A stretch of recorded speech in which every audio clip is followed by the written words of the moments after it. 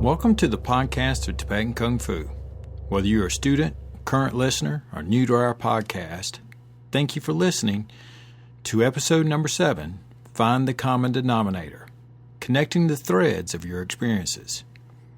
At the end of the podcast, you'll find the links necessary to get a hold of us. They should also be in the show notes, and we look forward to hearing from you. In this podcast, you will hear the story of how Ava found the threads of her experiences and put them together to use them to change the direction of her life. I want to say thank you to several folks. Dean, thank you for subscribing there at the YouTube channel.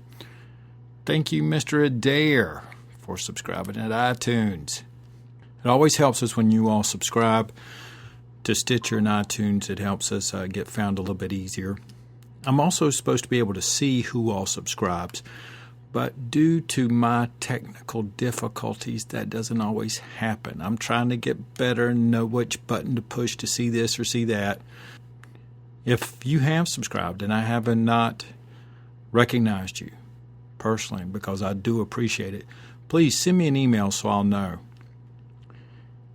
Even if you're a student that gets the Jade News feed that provides everything, I do appreciate it if you subscribe anyway.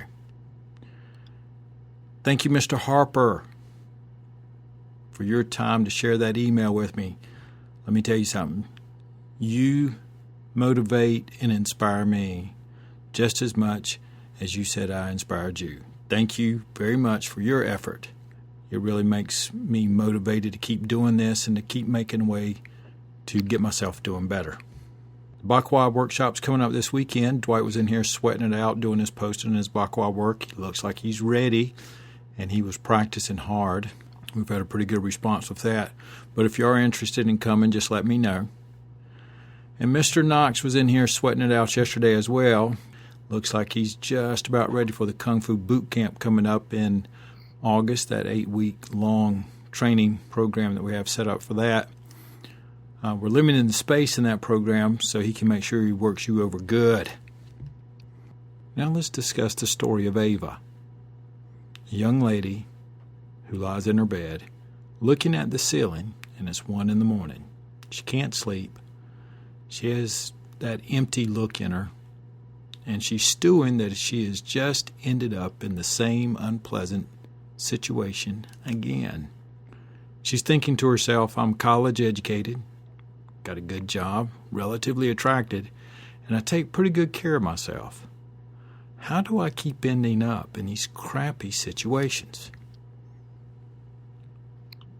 She took a moment to reflect on her past 5 years and saw she'd had a boyfriend that she knew it was trouble even before it actually started real well.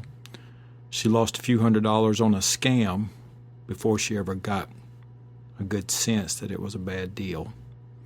She trusted a guy just because he was a fun play partner. She'd wasted quite a bit of time on some meaningless things, and she just took a moment and thought to herself, I'm pretty unimpressed with my life resume. She continued to lay there for a little bit and felt some anger growing inside of her. She asked herself, what am I missing?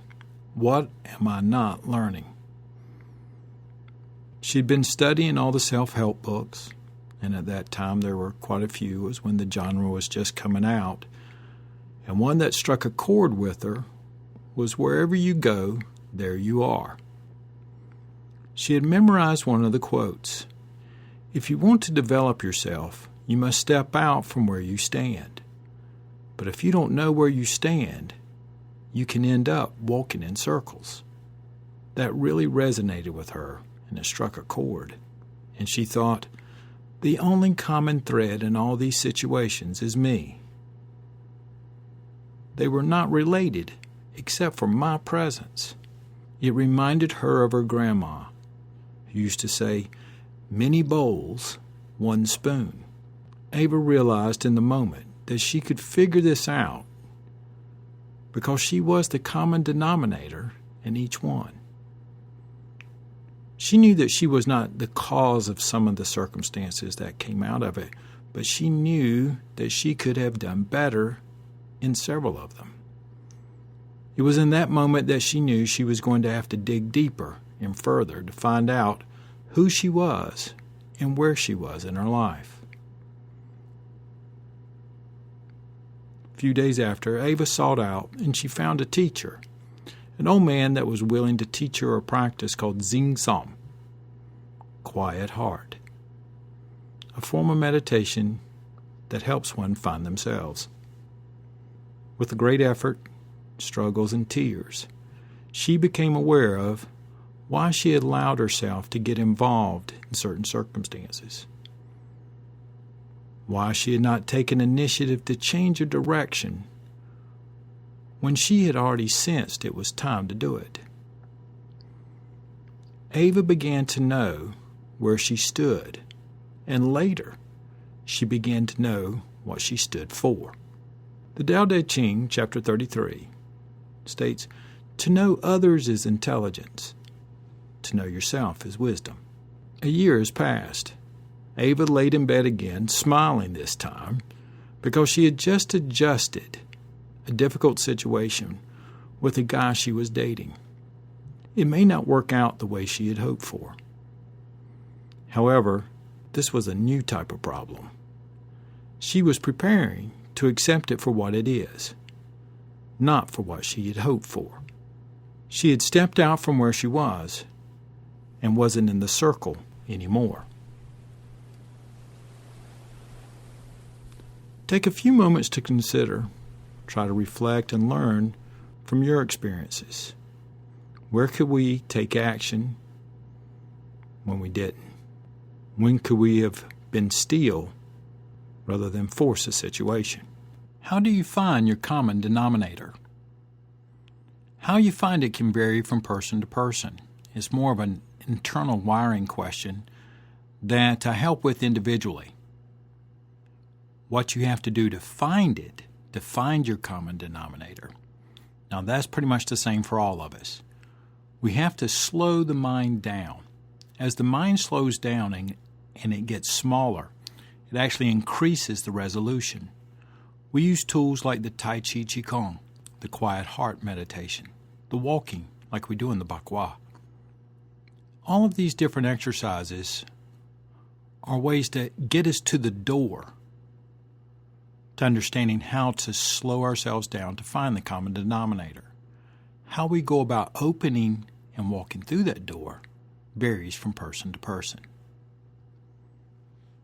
Every day do a little and gain a little.